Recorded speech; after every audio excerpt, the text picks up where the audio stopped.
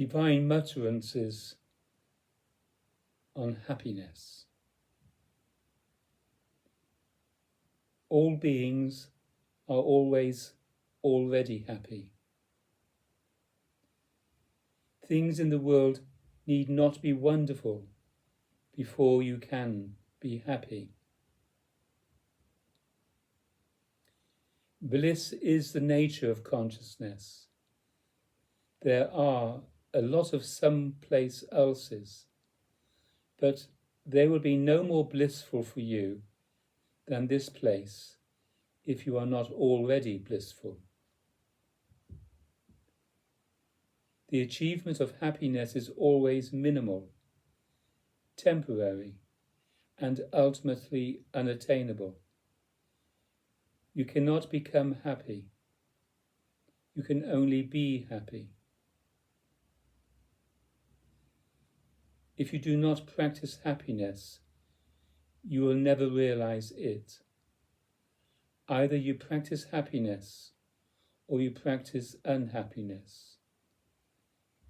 You pay me now or you pay me later. Children should enjoy a feeling, breathing relationship with the mystery, the divine reality and truth. They must learn to recognize the happiness that is felt in relationship to the mystery. Don't count your chickens before they achieve ecstasy.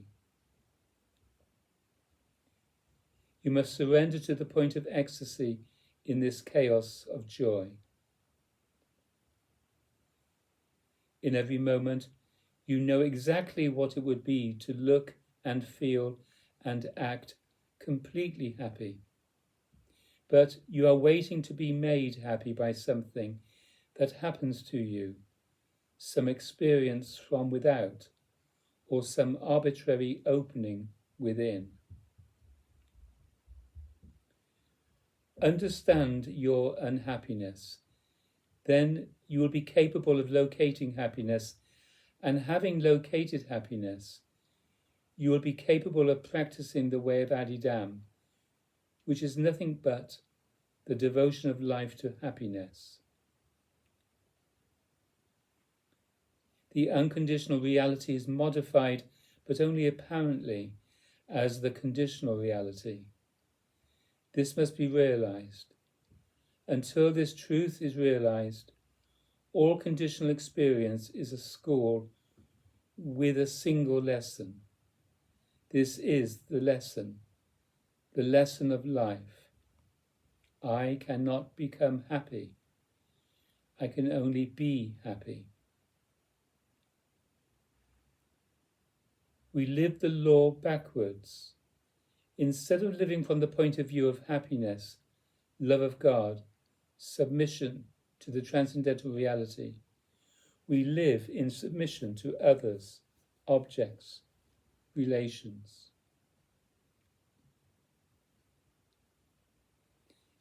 Consider what you know. You do not even know what a single thing is. Then rest abide in that ignorance, as whatever is the case, not within what arises, but as what arises, as the body itself, whatever is the case altogether, which is knowable, but with which one is identical.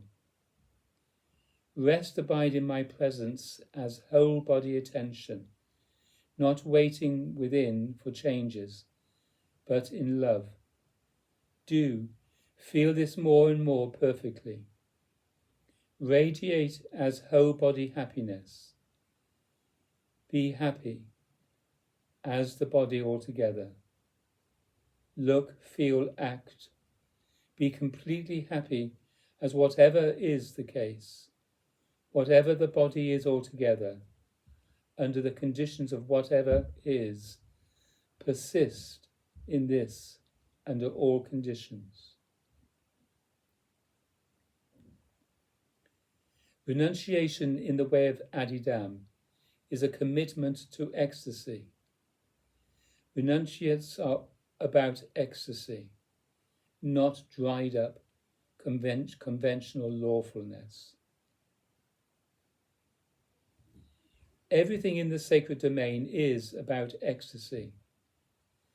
Everything in the social or secular domain is about control of ecstasy and using the human faculties of body, emotion, mind, and breath for other generally non-ecstatic or ego-based business in the moment. The mystery or happiness is greater than death. Everyone who has ever lived has died, but the mystery goes on and on. Children also suffer, but they do show this life sign of a spontaneous commitment to the motive of ecstasy itself, of true joy. This is why their company is pleasing, because they, without all the baggage of adults in their suffering at any rate, rather typically show the sign of this commitment that is fundamental to being human, to being born.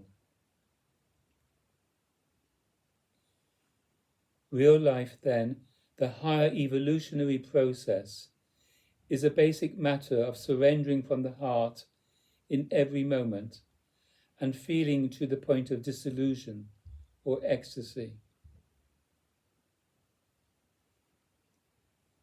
The body-mind is a mere appearance floating in the infinite sea of indifferentiated happiness which you visit, by my grace, in communion with me, and even touch upon daily in the grace of sleep. So much for death, then, so much for the daily news. What is the truth? We are happy, we live in God. The Great One is our very being. We inhere in the blissful, forceful being of the starry God, the wonder, the mystery, the person of love. This is our situation and our destiny. The true man or woman yields to the process of experience as to a lover. Experience, whether positive or negative, coincides with ecstasy in the case of devotees of real God. They are sacrificed in any case, spoiled with wounds, and ultimately eaten by a mysterious lover. Lovers do not fear dissolution. For such a one, knowledge is only a convention of ordinary order and thinking, whereas love is the method whereby the secret purposes of the universe are fulfilled. The thing that makes you unhappy is your own contraction. That's it, absolutely. Come to me when you are already happy. The joy of God communion must exceed the pleasure of sex. The man of understanding is constantly happy with you. He is overwhelmed with happiness. He smiles at you. You notice a sudden brightness. Everything has already died. This is the other world. The horse is always happy. Pass the salt. Adidam is a hard school, but a happy way of life. Spiritual life is about realizing utter love bliss, greater bliss than is realized through sex or any other conditional experience. To love is to be happy or radiant as the whole body to infinity. Not a single circumstance of experience is the truth. Love is the truth. Love is happiness, and it turns you toward the destiny of real God. If you will enter into that communion, you will vanquish the evil one. You will make holy war on the lovelessness in the world. You will demand of the spiritual conversion of the earth, and you will absolutely transform human existence. So be free. Love God. This is wisdom. Always relax into the pains and circumstances of experience, and so remain in communion with life, rather than in confrontation with the modifications of life. Relax into life rather than react to experience. Do this consistently under all circumstances, and thus remain always free, happy, full of life, and disposed toward loving self-release in all relationships. This is the human foundation of morality. Let us surrender into infinity with all our friends, and hold on to no thing or condition that ever appears. Let us forget all things in present happiness, and so forgive the universe for all its playful changes. Let us always love one another, and so forgive one another for appearing, for changing, and for passing out of present sight. So be it. Da, da, da.